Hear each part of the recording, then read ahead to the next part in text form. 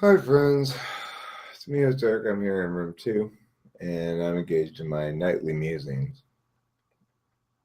Tonight's musings are about the differing relationships between individuals.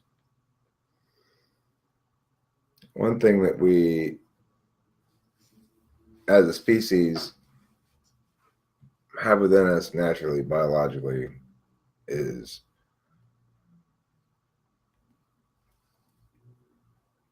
it's jealousy, and it's also the desire to have sex. So you've got conflicting values there, right? Or conflicting forces within us. We want to control our significant other's relationships with other third parties in ways that we don't really do with any non-family members. So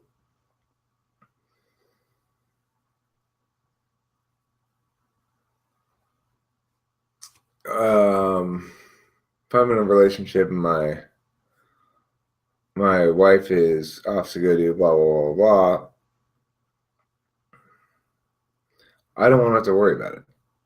I don't have to think, well, is she gonna get accosted by some man who tried to say like, hey, want to go back to my place, and then she's just like, well, okay, I guess. Do I have to worry about that? That's a concern. So if I'm in a relationship, I want to make sure that I have exclusive access to the body of my significant other. It works both directions. The woman wants that exclusive access to my body. So in that context, you're in what's known as a monogamous relationship. And those are agreements between two people. But they're not agreements between two people, either of the two people, and third parties. And there's a reality limiting thing that says people can enter into relationships with multiple people. So, and they can be different kind of relationships. I might have a friendship with somebody. I might have a sexual friendship with somebody. I might have an affair where I'm trying to tell somebody to leave their wife or something. I might have a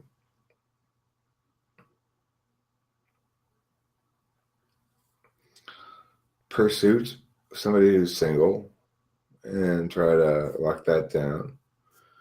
And, there's a generally considered polite and in good form not to go after married people or whatever. I certainly wouldn't want to go after married people as a general rule or anything. I respect other people's relationships and the sanctity thereof. But I also understand that many, many people are in relationships they ought not be in, probably. And just as I was in a relationship I ought not to have been in for a long time. Now, granted, my relationship ended well. It ended fairly. There's no sneaky shit to end it.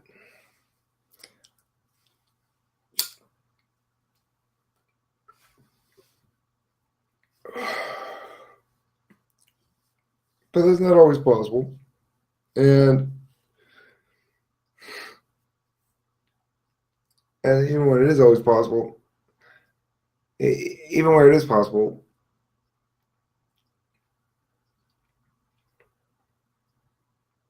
well, it's very much a metaphysical decision that we enter into when we choose to be in a relationship. And the decision that we're making is, I value the status of off the market more than I value the status of on the market. That's a fundamental choice. A lot of people mistake their motivations for feelings-based things, even feelers, though, have the same fundamental motivation. Whether they want to acknowledge it or not, I'm not sure. But the fundamental motivation for being in a relationship is I prefer the status of being off the market to the status of being on the market. Now, there's nothing saying inherently that two people in a relationship wouldn't mostly have sex with each other, and then periodically as they go through the day, sometimes they have sex with somebody else. Just like somebody might have lunch with somebody else. Well, mostly we go out to lunch with my significant other, but today I went out to lunch with Bob because he said, hey, you want to go to lunch? It's theoretically possible that the species could think about sex like that, but we don't. And the reasons are biological. It's driven by reproductive concerns, even though most of the time, most of us don't have sex that has any chance of reproducing anybody, you know? People don't have a lot of baby-making sex. They have a lot of not baby-making sex. So the question then becomes, what does one gain from monogamy? The answer is not to have to compete on that vector. That's an important one, right? And you're saying, I don't want to have to compete on that vector. I don't want to have to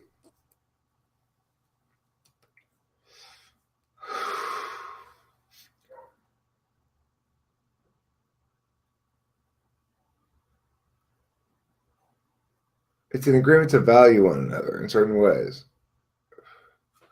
To value one another's comfort level over one's inclinations in the moment. It requires, though, I think, to do it well, to have a clear understanding of what the long-term vision is, and to be honest with oneself about the compatibility of the long-term visions. The long-term visions are compatible, and I don't know. I don't want to give advice to other people regarding their relationships. I don't have any particular opinion about their relationship. Only two people in a relationship who know anything about that relationship are the two people involved. That's true for each relationship, regardless of whether it's sexual or not. The only two people who really understand the relationship between those two people are those two people.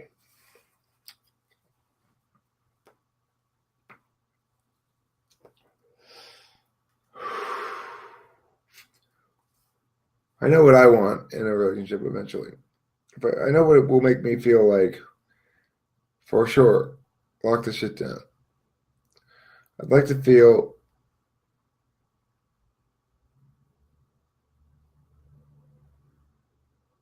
a deep and exclusive connection. Now, here's the thing. It's that exclusive part that gets people. Everyone wants to feel special. If you sleep with a bunch of people, then the people you're sleeping with aren't special anymore, right? Well, of course they are. Of course they're special. I'm not going to sleep with somebody whom I don't like.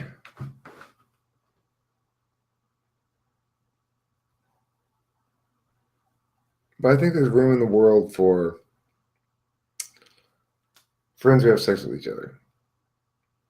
And that the world's a better place when men and women exist both as metaphysical and physical beings in every sense of the word with each other. There's no reason to deny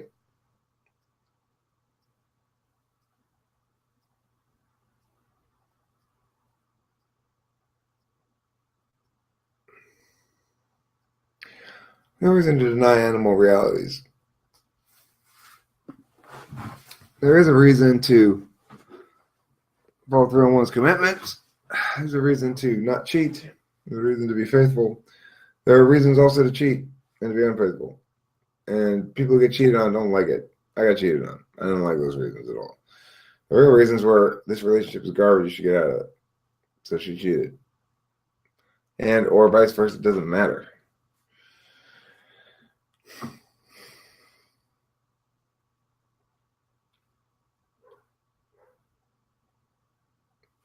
It's so disruptive metaphysically to an individual who's been cheated upon. It's extraordinarily disruptive. Get your identity tied in with the other person. You're functioning as a partnership. Your purported right hand partner, better half, yada yada yada, has been sleeping with the enemy. And they've chosen someone else over you. And it's unavoidably framed like that.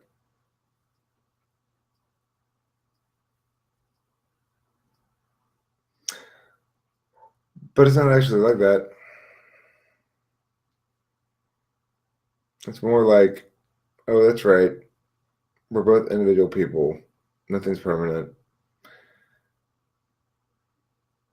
The answer is more people, not fewer.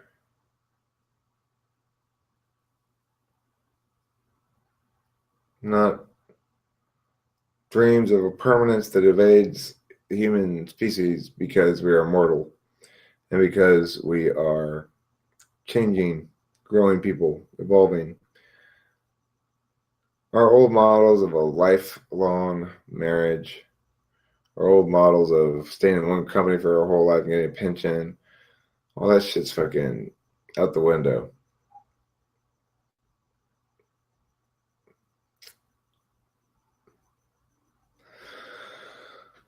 Women aren't chattel, and there can be something purely good about a man and a woman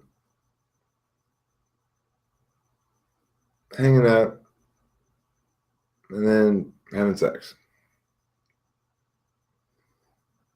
It's warm, it's fun, we're celebrating each other as individuals.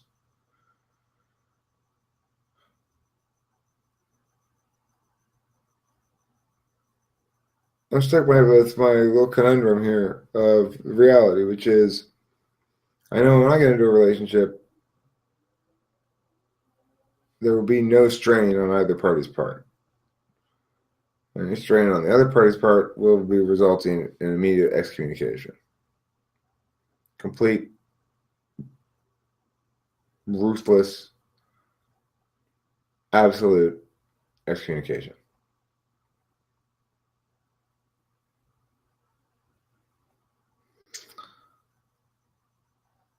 And yet here I am saying there's nothing wrong with being a human. And they're both true. It's part of being human is you need to lock your own shit down. Part of being human is make sure your shit's tied down properly or you might get dislodged because she's human and other men are human too. Tend to your own business as well. Make sure you're not